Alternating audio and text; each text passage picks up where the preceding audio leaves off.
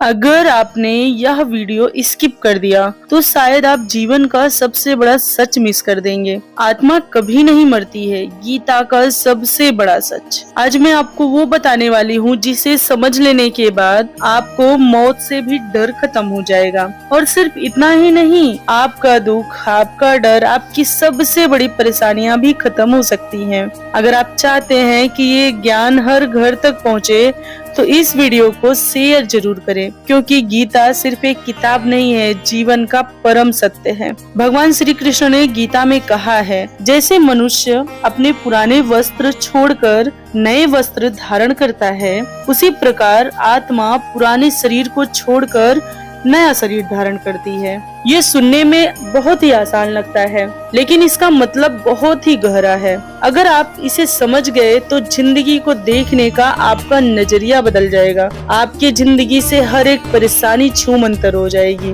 देखिए, सबसे पहले हम समझते हैं कि आत्मा क्या है, हम क्या हैं। शरीर, नाम, पहचान नहीं। गीता कहती है हम शरीर नहीं है, हम एक आत्मा है। शरीर तो बदलता रहता है, लेकिन आत्मा कभी नहीं बदलती, ना ही आत्मा कभी मरती है। हमें मौत से क्यों डर लगता है? क्योंकि हमें लगता है कि सब खत्म हो जाएगा, लेकिन गीता कहती है कुछ भी कभी भी खत्म नहीं होता है। सिर्फ शरीर बदलता है।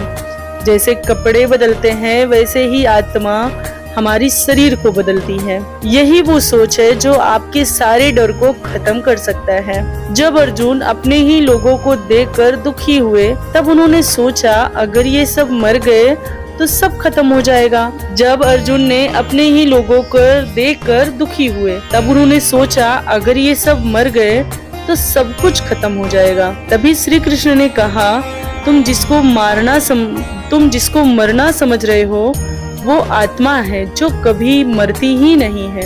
आज हम क्यों दुखी होते हैं? किसी के जाने पर, रिश्ते टूटने पर, चीजें खोने पर, क्योंकि हम उन्हें अस्थाई मान लेते हैं। लेकिन गीता कहती है कुछ भी अस्थाई नहीं है, सब कुछ बदलता है।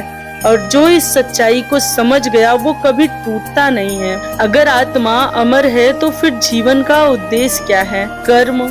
गीता कहती है कर्म करो, लेकिन फल की चिंता मत करो, क्योंकि ये जीवन एक यात्रा है। जब आप ये समझ जाते हैं कि आप शरीर नहीं, आत्मा है, कुछ भी अस्थाई नहीं है, हर चीज बदलने वाली है, तब आपका डर खत्म हो जाता है, आपका दुख कम हो जाता है, आप अंदर से मजबूत बन जाते हैं। जिस दिन आपको ये समझ आ गया, उस दिन आपको कोई भी हरा नहीं सकता है। गीता हमें क्या सिखाती है?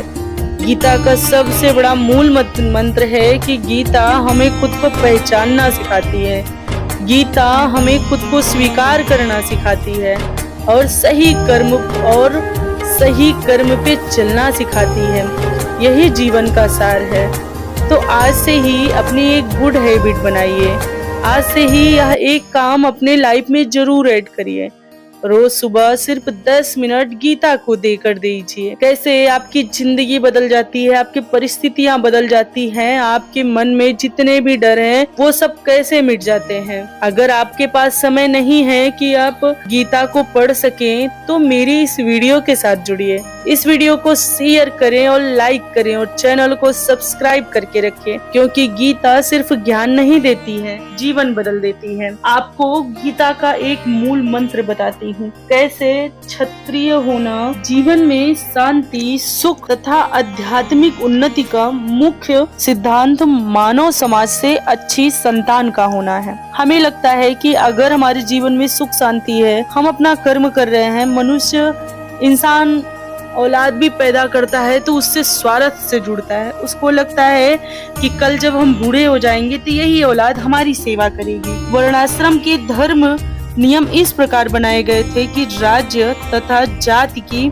आध्यात्मिक उन्नति के लिए समाज में अच्छी संतान उत्पन्न हो। ऐसी संतान समाज में स्त्री के सतीत्व और उसकी निष्ठा पर निर्भर करती है। जिस प्रकार बालक सरलता से कुमार्ग मार्ग में बन जाते हैं, उसी प्रकार स्त्रियां भी पतनोन्मुखी होती हैं। अतः बालकों तथा स्त्रियों दोनों को एक ही समाज के वायुवृद्धों का संचरण आवश्यक है।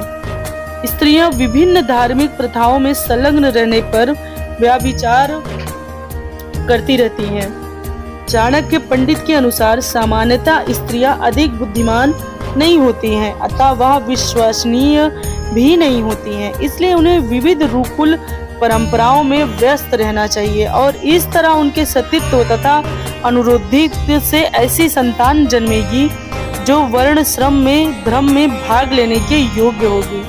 ऐसे वर्णाश्रम धर्म के निवास में यह स्वाभाविक है कि स्त्रियां स्वतंत्रता पूर्वक पुरुषों से मिल सकेंगी और व्यभिचार को प्रश्रय नहीं मिलेगा, जिससे अनवांछित संतानें उत्पन्न होंगी। निठल्ले लोग भी समाज में व्यभिचार को प्रेरित करते हैं और इस तरह अवांछित बच्चों की बाढ़ आ जाती है, जिसे मानव जाति पर युद्ध और महामारी का संकट छा जाता है।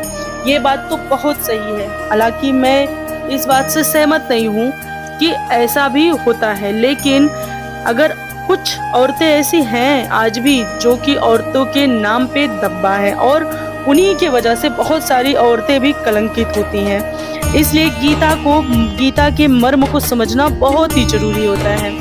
गीता हमारी ऐसी धार्मिक ग्रंथ है, जैसे कि अगर आपने रोज 10 से 15 मिनट गीता के लिए निकाल लिया तो आपकी लाइफ बहुत आसानी से बदल जाएगी।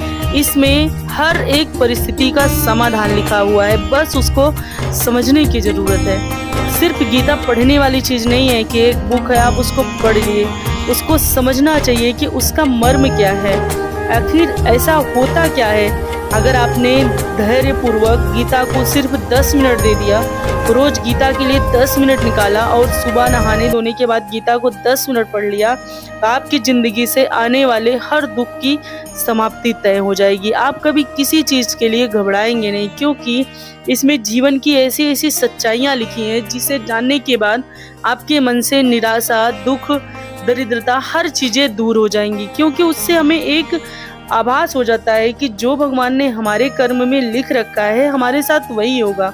सिर्फ हमें कर्म करना चाहिए, हमें कभी भी फल की इच्छा नहीं करनी चाहिए। अगर हम सच्चे श्रद्धा से अपना कर्म करेंगे तो उसका फल ईश्वर हमें जरूर देगा, और जो चीजें हमारे भाग्य में उन्होंने लिखा है उसे कोई हमसे छीन नहीं सकता है। लेकिन उसके लिए इसका ये मतलब नहीं है कि हम तो काम ही नहीं करेंगे, जो लिखा होगा वो होगा, ऐसा नहीं होता है। हर चीज को पाने के लिए हमें कर्म करना बहुत ही ज्यादा जरूरी होता है। इसलिए आज से 10 मिनट गीता को देकर देखिए आपकी जिंदगी कैसे बदलती है। और अगर आपको मेरी यह वीडियो पसंद आई हो तो वीडियो को लाइक करके वीडियो को शेयर जरूर करिएगा, ताकि जो लोग गीता पढ़ने के लिए समय नहीं निकाल पाते वह इस वीडियो के माध्यम से गीता को सुनकर अपनी जिंदगी थोड़ी सी भी बदल सके। वीडियो को लाइक करके सच्ची श्रद्धा से जय श्री कृष्ण और राधे राधे कमेंट में जरूर लिखिएगा।